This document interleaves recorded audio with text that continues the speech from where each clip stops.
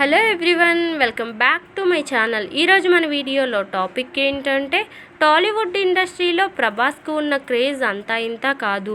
Darling అనే స్థాయి నుంచి వరల్డ్ స్టార్ హీరోగా వెలుగొందుతున్నాడు. సలార్ తర్వాత వరుస హిట్స్తో పాటు పాన్ ఇండియా స్థాయిని క్రాస్ చేసే విధంగా యంగ్ రెబల్ స్టార్ ప్రభాస్ సినిమాలకు క్రేజ్ ఏర్పడుతుంది.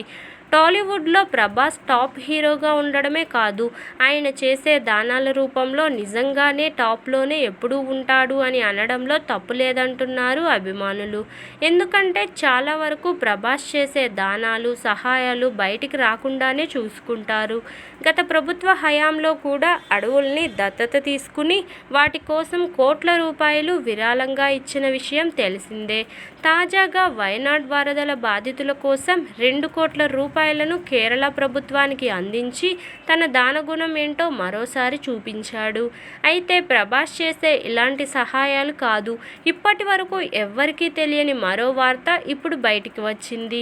ఈ వార్తతో ఇప్పుడు ప్రభాస్ను దేవుడు అన్నా తప్పులేదు అని ఫ్యాన్స్ అంటున్నారు.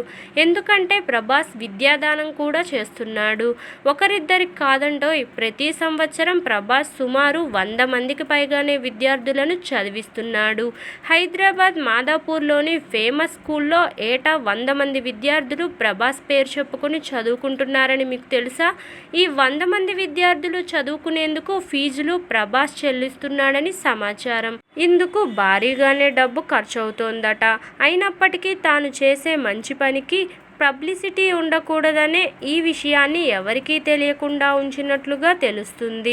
ఏటా 100 మంది పేద విద్యార్థులకు ఉచితంగా నాణ్యమైన విద్యను చెప్పిస్తున్నాడని తెలుసుకున్న అభిమానులంతా ప్రభాస్ విద్యాదానం చేస్తూ నిజంగానే రాజు అనిపించుకున్నాడని అభినందిస్తున్నారు.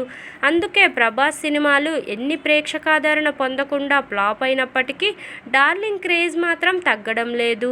రోజు రోజుకు పాన్ ఇండియా స్టార్ నుంచి రీసెంట్గా హిట్ అయిన కల్కితో వరల్డ్ స్టార్గా మారిపోయాడు ప్రభాస్.